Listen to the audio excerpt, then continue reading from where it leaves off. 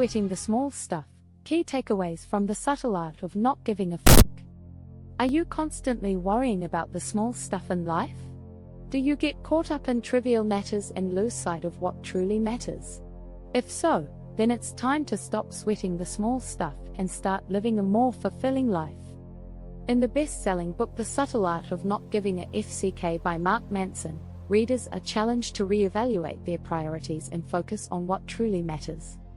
Through humor and brutal honesty, Manson's book offers critical insights and practical advice for living a more meaningful life.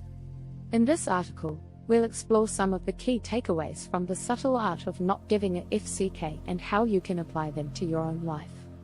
So if you're ready to let go of the small stuff and start living your best life, then keep reading. Understanding the problem of sweating the small stuff. We all have experienced moments in our lives when we get caught up in the small stuff. It's easy to get distracted by minor details and forget about the bigger picture. For many of us, this can lead to stress, anxiety, and even depression. The problem is that we often give too much importance to things that don't really matter in the grand scheme of things.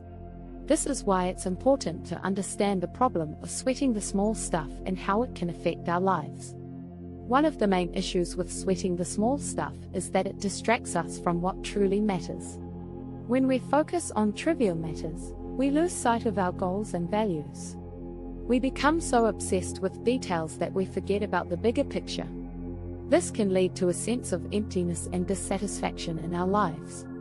Another problem with sweating the small stuff is that it can cause unnecessary stress and anxiety. When we worry about things that don't really matter, we create unnecessary stress for ourselves. This stress can affect our health and well-being, and it can even lead to more serious issues like anxiety and depression. It's important to recognize when we're sweating the small stuff and take steps to refocus our attention on what truly matters.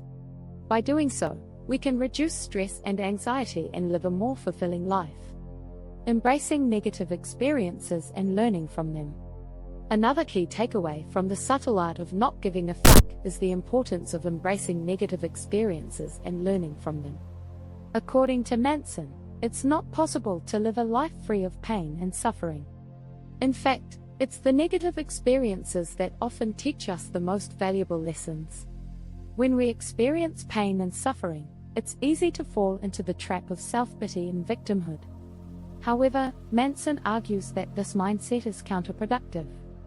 Instead, we should embrace our negative experiences and use them as an opportunity for growth and learning. By embracing our negative experiences, we can learn from our mistakes and become better people. We can develop resilience and learn to cope with adversity. This can help us to become more confident and self-assured, even in the face of challenges. The power of saying no. Another key takeaway from The Subtle Art of Not Giving a Fuck is the power of saying no.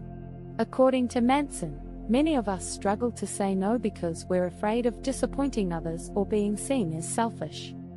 However, saying no is an important skill to develop. It allows us to set boundaries and prioritize our own needs and values. When we say yes to everything, we become overwhelmed and overcommitted. This can lead to stress and burnout. Learning to say no can be difficult, but it's an important step towards living a more fulfilling life. It allows us to focus on what truly matters and avoid getting caught up in trivial matters. Conclusion and final thoughts. In conclusion, The Subtle Art of Not Giving a FCK offers valuable insights and practical advice for living a more fulfilling life. By letting go of the small stuff and focusing on what truly matters, we can reduce stress and anxiety and live a more meaningful life. By embracing negative experiences and taking responsibility for our own lives, we can become more resilient and self-assured. By saying no and choosing our battles wisely, we can prioritize our values and priorities and avoid getting caught up in trivial matters. And by recognizing the value of suffering and embracing the art of not giving a FCK, we can live a more fulfilling life, even in the face of adversity. So if you're ready to let go of the small stuff and start living your best life, then it's time to embrace the art of not giving a FCK.